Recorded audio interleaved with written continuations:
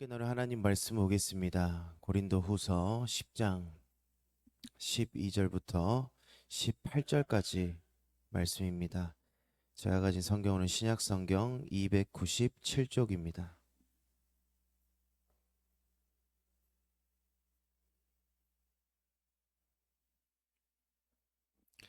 고린도후서 10장 12절부터 18절까지 말씀입니다. 한 절씩 교독하도록 하겠습니다. 우리는 자기를 칭찬하는 어떤 자와 더불어 감히 짝하며 비교할 수 없노라. 그러나 그들이 자기로서 자기를 헤아리고 자기로서 자기를 비교하니 지혜가 없도다.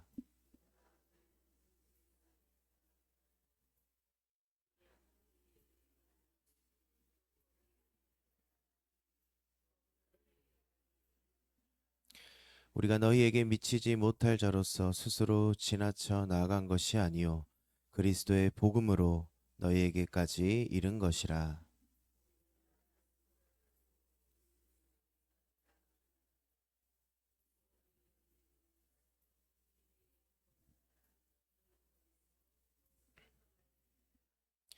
이는 남의 규범으로 이루어 놓은 것으로 자랑하지 아니하고 너희 지역을 넘어 복음을 전하려 함이라. 함께 읽겠습니다. 옳다 인정함을 받은 자는 자기를 칭찬하는 자가 아니요 오직 주께서 칭찬하시는 자니라. 아멘.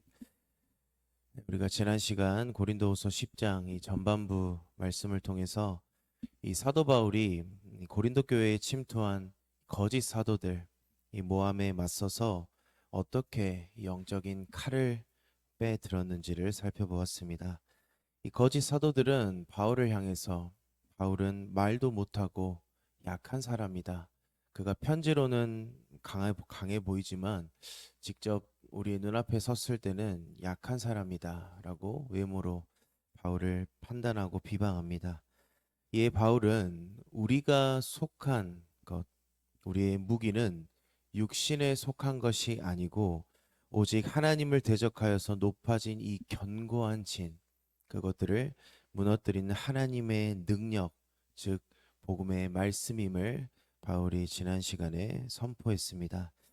오늘 본문에서는 계속해서 바울이 자신을 음해하고 비방하는 이 대적자들에 맞서서 바울이 자신의 이 사도권을 변호하는 말씀인데, 오늘 이 바울을 대적하는 자들이 들고 나온 무기는 다름이 아닌 자기 자랑과 또 화려한 스펙들입니다. 그들은 예루살렘의 유력한 자들에게 받아온 이 추천서를 가져오면서 자신들의 어떤 사역적인 성과와 또 이 성과를 과시하고 또 성도들을 그 추천서를 보여주면서 미혹을 합니다. 그러면서 그들은 바울을 철저하게 깎아내립니다. 바울은 우리와 같이 이 당당한 추천서도 없고 이 예루살렘 사도들에게 제대로 인정도 받지 못한 사람들이고, 그런 유약한 자가 이 바울이 전하는 그 복음이 무슨 힘이 있겠어 라며 이 세상의 기준과 스펙과 자랑으로 바울을 공격합니다. 이러한 자들을 향해서 바울은 너희가 자랑하는 그 추천서, 그 인간적인 자랑이 얼마나 어리석고 미련한 것인지를 단호하게 지적합니다. 오늘 보면 12절 한번 보겠습니다. 우리는 자기를 칭찬하는 어떤 자와 더불어 감히 짝하며 비교할 수 없노라. 그러나 그들이 자기로서 자기를 헤아리고 자기로서 자기를 비교하니 지혜가 없도다. 당시 거짓 사도들은 스스로를 칭찬을 하고 서로를 비교합니다. 내가 저 사람보다 설교를 잘해. 내가 저 사람보다 추천서를 많이 받았어. 내가 가진 추천서가 저 사람 것보다 더 권위가 있어. 바울은 이러한 모습들을 보고 단호하게 선언합니다. 그들은 지혜가 없다. 왜 그렇습니까? 그들이 세운 기준, 그들이 자랑한 기준은 하나님이 세운 기준이 아니라 타락한 인간 자신의 기준이었기 때문입니다. 자기가 스스로 기준을 세우고 스스로를 높이고 자기들끼리 이 도토리 키재기 하듯이 비교하는 자랑은 영적으로 아무런 가치가 없는, 지혜가 없는 미련한 지식이 때문입니다. 이것은 비단 당시 고린도 교회 이 대적자들 간의 문제뿐만 아닙니다. 오늘날 우리의 모습을 보면 우리는 늘 누군가와 비교하면서 살아갑니다. 예수님 당시 바리새인들이 딱 이 대적자들과 같았습니다. 누가복음 18장에 보면 바리새인들이 성전에 올라가서 기도를 합니다. 그런데 기도를 하면서 하나님을 바라보고 하나님께 기도를 해야 하는데 이 바리새인들은 옆에 있는 세리를 쳐다봅니다. 그리고 어떤 기도를 하냐면 하나님이여 나는 다른 사람들 곧 토색, 불의, 이 가늠하는 자들과 같지 아니하고 이 내 옆에 있는 세리와도 같지 아니함을 감사합니다. 라고 이 바리새인들이 기도를 합니다. 이 바리새인들은 하나님의 거룩하심이라는 이 절대적인 기준 앞에서 자신을 비추고 기도한 것이 아니라 나보다 못해 보이는 사람을 기준으로 삼고 스스로 의롭다고 생각하고 종교적인 우월감에 취해 있었던 것입니다. 그러나 예수님께서는 그 모습을 보시고 바리새인들이 아니라 가슴을 치며 나는 죄인입니다 라고 기도하는 이 세리들을 의롭다고 인정해 주십니다. 인간이 스스로 기준이 되어서 남과 비교하는 그 자랑이 하나님이 보시기에 얼마나 가증하고 무가치한 것인지를 똑똑히 보여주는 말씀입니다. 사실 우리는 복음이 무엇인지, 하나님이 나를 어떻게 구원하셨고 나의 모든 삶의 주권이 누구에게 있는지 그것을 아는 자는 우리는 자랑할 수 없습니다. 내게 있는 모든 것, 나의 구원부터 시작해서 나의 지혜, 나의 물질, 나의 건강, 나의 직분과 나의 모든 것이 오직 하나님께 거저받은 은혜임을 인정하는 사람. 내 노력과 내 힘으로 얻은 것이 단 하나가 없는데 우리가 어떻게 무엇을 가지고 남과 비교하고 자랑할 수 있겠습니까? 우리는 기억해야 합니다. 죄로 인해 죽어있던 자라는 것을, 그 죽어있던 우리를, 아무것도 할 수 없었던 우리를 하나님이 선택하셔서 구원해 주셨다라는 그 사실을 우리는 기억해야 합니다. 그 복음이 내 삶에 충만하면 충만할수록 우리는 겸손해집니다. 우리는 자랑할 것이 없습니다. 만약 우리에게 자랑할 것이 있다면 그것은 오직 하나, 오직 예수, 단 한 분뿐입니다. 이렇게 복음이 충만한 사람은 자랑할 것이 오직 예수님 한 분인데, 바울은 이제 13절에서 이 바울을 대적하는 이 대적자들의 거짓된 자랑과 대조되는 참된 사역자와 성도의 기준이 무엇인지를 제시합니다. 본문 13절입니다. 그러나 우리는 분수 이상의 자랑을 하지 않고 오직 하나님이 우리에게 나누어 주신 그 범위의 한계를 따라 하노니 곧 너희에게까지 이른 것이라. 여기서 우리가 눈여겨보아야 할 아주 중요한 단어가 있습니다. 13절에 보면 바울이 말하는 범위의 한계, 그리고 15절과 16절에서 말하고 있는 규범이라는 단어, 이 세 단어들은 모두 같은 원어를 사용을 합니다. 이 헬라어 카논이라는 단어를 사용하는데 이 카논이라는 단어는 본래 길이를 측정하는 자, 이 측정하는 자를 의미하고 또 사방의 경계를 나누는 지정된 한계선이란 뜻이 있습니다. 우리가 지금 보고 있는 성경 66권, 이 정확무오한 신앙의 기준이란 뜻으로 성경을 정경이라고 부릅니다. 정경. 이 정경으로 인정된 성경이 우리가 보고 있는 성경 66권입니다. 그러니까 이 성경이 66권이 우리가 믿어야 할 하나님의 말씀이다 라는 것을 의미하는 것이 바로 정경이라는 의미를 가지고 있습니다. 그렇다면 이 정경으로 인정되지 않은 것도 있겠죠. 그것은 외경, 위경 이런 식으로 분류를 하는데, 제가 이 말씀을 드리는 이유는 오늘 본문에서 범위의 한계, 그리고 규범이라고 번역된 이 카논이라는 단어가 바로 성경 정경을 가르칠 때 쓰는 단어이기 때문입니다. 즉 바울이 지금 어떤 이야기를 하고 있냐면 하나님께서 사역자들에게 그리고 우리 성도들에게 각각 맡겨주신 이 사역의 한계선, 그리고 하나님이 친히 재어주신 구역과 분량이 각각에게 있다라는 것입니다.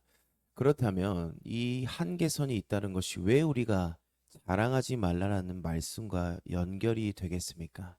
내가 잘나서 이 자리에 앉아 있고 내가 능력이 많아서 사역을 하는 것이 아니라 전적인 하나님의 주권 아래에서 하나님께서 각자에게 주신 고유한 경계선과 역할이 주어지기 때문입니다. 에베소서 4장 11절에서 바울은 이렇게 말합니다. 그가 어떤 사람은 사도로, 어떤 사람은 선지자로, 어떤 사람은 복음 전하는 자로, 어떤 사람은 목사와 교사로 삼으셨으니. 교회 안에는 많은 직분과 역할이 있습니다. 오늘도 이 새벽에 우리가 예배할 수 있도록 찬양 봉사해 주시는 분도 있고, 찬양으로 봉사하시는 분도 있고, 또 주방에서 묵묵히 땀을 흘리시는 분도 있습니다. 목사님, 장로님, 권사님, 집사님, 직분들이 있습니다. 그런데 이 직분과 역할을 누가 맡겨주셨고 누가 나누어 주신 것입니까? 우리의 힘으로 쟁취한 것입니까? 우리의 모든 직분과 역할은 하나님의 주권 아래에서 하나님의 기준을 가지고 우리 각자에게 가장 알맞게 나누어 주신 사명의 분량이 된다라는 것입니다. 이 사실을 아는 자는 결코 자랑할 수 없습니다. 아, 하나님께서 나에게 이만큼 역할을 맡겨주셨구나. 이 직분을 나에게 선물로 주셨구나. 그 사실을 알기에 우리가 그저 감사함으로 내 자리를 지키고 최선을 다하고 겸손히 충성할 뿐인 것입니다. 반대로 인간의 생각이 들어간다면 어떻습니까? 내가 노력해서 이 자리를 얻었고 내가 노력해서 이 자리를 지킨다고 생각한다면 이 직분과 역할은 인간의 교만의 자리가 됩니다. 하나님의 주권을 넘어서서 남의 영역을 침범하고 남의 역할을 빼앗아 자기를 자랑하려 듭니다. 이 고린도 교회에 침투한 거짓 사도들이 딱 이러한 상황이었습니다. 본문 15절을 보겠습니다. 우리는 남의 수고를 가지고 분수 이상의 자랑을 하는 것이 아니라. 이 거짓 사도들은 하나님이 자기들에게 정해주신 그 범위를 벗어납니다. 바울이 이 복음으로 또 눈물로 개척해 놓은 이 고린도 교회 안에 침투해서 마치 자기들이 이 교회를 다 세운 것처럼 수고를 가로채고 분수 이상의 자랑들을 일삼았습니다. 하나님이 정해주신 선을 넘어서 자기를 과시하고 자랑하고 교만에 빠져 있었다는 것입니다.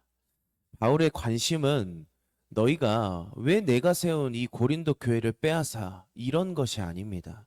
15절 후반부와 16절에서 바울이 고백하듯이 바울의 관심은 고린도 교회 성도들의 믿음이 자라나서 하나님께서 정해주신 이 규범 안에서 하나님의 말씀 안에서 교회가 건강하게 서는 것에 관심이 있었고 또 고린도 교회를 넘어서서 아직 복음이 전해지지 않는 그 다른 지역까지 이 복음으로 하나님의 나라가 확장되는 것, 바울의 관심은 그것 하나였습니다. 하나님께서 우리 각자에게 구별하여 주신 은사는 그리고 역할과 자리는 모두 다릅니다. 우리가 옆 사람과 비교해서 내 직분을 자랑하거나 반대로 다른 사람의 직분을 보고 우리가 시기할 필요는 없습니다. 우리는 그저 하나님이 내게 허락하신 아름다운 그 사명의 경계 안에서 묵묵히 내게 주신 십자가를 지고 우리가 걸어가면 되는 것입니다. 이 모든 논증을 마치며 바울은 17절에서 우리 인생의 영원한 결론을 선포합니다. 본문 17절 말씀 우리 한번 함께 읽어보겠습니다. 자랑하는 자는 주 안에서 자랑할지니라. 아멘. 바울이 선포하는 이 짧은 한마디, 이것은 우리 그리스도인들이 해야 할 모든 자랑의 마침표가 됩니다. 바울은 이 편지를 쓰면서 자신을 한번 돌아봤을 것입니다. 그렇게 예수님을 몰랐던 그 시절, 믿는 자를 핍박하고 다니던 그 시절, 스데반이 돌에 맞아 죽을 때 그 돌 던지던 사람들의 겉옷을 자기 발 아래 맡아 주었던 그 자신의 옛 모습들이 떠올랐을 것입니다. 그러면서 이런 고백을 했을 것입니다. 이 죄인 중에 괴수, 나 같은 죄인을 살리신 분도 하나님이시고, 나에게 이방인의 사도로 복음을 전할 수 있는 사명을 주신 것도 하나님이시다. 우리의 자랑은 오직 주님, 오직 예수님 한 분뿐이다라는 그 감격과 그 감사가 바울의 마음속에 뜨겁게 올라왔을 것입니다. 복음의 은혜를 진짜 아는 사람은 내 노력과 내 자랑을 다 배설물처럼 버리고 오직 나를 위해 피를 흘리신 예수 그리스도 한 분만을 높이고, 나의 나된 것은 다 하나님의 은혜입니다 라는 그 고백이 우리의 삶에 넘쳐 흐를 줄로 믿습니다. 그렇다면 우리는 왜 이토록 자기를 자랑하지 말고 오직 주 안에서만 자랑해야 합니까? 마지막으로 오늘 본문의 18절에서 우리가 오직 주님만 높여야 하는 그 결정적인 이유를 바울이 말합니다. 본문 18절입니다. 옳다 인정함을 받은 자는 자기를 칭찬하는 자가 아니요 오직 주께서 칭찬하시는 자니라. 여기서 옳다 인정함을 받는다라는 것은 하나님의 그 심판대 앞에서 최종적으로 합격 판정을 받는 것을 의미합니다. 그럼 결국 우리가 마지막 날 서야 할 자리는 어디입니까? 사람의 심판대가 아닙니다. 우리는 하나님의 심판대 앞에, 우리는 하나님 앞에 서야 합니다. 사랑하는 성도님들, 누구에게 칭찬받고 싶으십니까? 잠깐 머물다 갈 이 세상에서 칭찬받느라 우리가 하나님을 멀리하고, 이 세상에서 우리가 잘 사느라 말씀대로 살지 못하고 이 세상의 기준대로 살고 싶으십니까? 세상이 쳐주는 박수는 아침 안개와 같이 순식간에 사라질 허무한 것입니다. 우리가 진짜 목숨을 걸고 붙잡아야 할 것은 사람의 평가가 아니라 영원한 하나님의 평가입니다. 세상에서 우리가 약해 보여도 별 볼 일 없어 보여도, 마치 고린도 교회 안에 퍼져 있던 약했던 바울, 추천서도 없는 바울, 그 바울과 같이 힘이 없이 보여도 우리는 하나님의 기준과 하나님의 평가 앞에서는 가장 높은 인생입니다. 하나님의 말씀대로 사는 것, 이 세상과 동화되지 않고 유일한 우리의 기준, 하나님을 기준으로 삼는 우리 그리스도인으로 살려고 발버둥 치는 것, 우리가 주님을 다시 만날 그날에 분명 하나님의 심판대 앞에서 잘했다, 착하고 충성된 종아, 너가 내 말씀대로 살려고 열심히 살았구나 하는 그 위로와 영광이 우리에게 있을 것입니다. 말씀 믿겠습니다. 이 세상 우리에게 계속해서 비교하라고 속삭입니다. 세상 것을 자랑하고 하나님의 말씀대로 사는 것보다 편한 세상의 기준대로 살기를 속삭일 것입니다. 그 속삭임에 흔들리지 않는 방법은 나를 구원하신 하나님을 아는 것, 그 우리가 말씀을 기준으로 삼는 삶입니다. 우리가 주님의 날에 장차 우리에게 보여주실 그 영광을 바라보고 우리의 평생에 오직 예수님만 자랑하는 우리의 삶이 되기를 소망합니다. 기도하겠습니다. 하나님 아버지, 죄로 죽었던 우리를 구원해 주시고 우리 각자에게 귀한 사명의 자리와 직분을 선물로 주시니 감사합니다. 우리의 자랑은 오직 예수님 한 분뿐임을 이 시간 고백합니다. 주님, 이 세상의 가치와 이 세상의 유혹에 흔들리지 않게 하시고 유일한 우리의 기준인 말씀을 붙잡고 주님 배울 그날에 칭찬받는 우리가 되도록 주님 함께하여 주시옵소서. 다시 오실 예수님 이름으로 기도드리옵나이다. 아멘.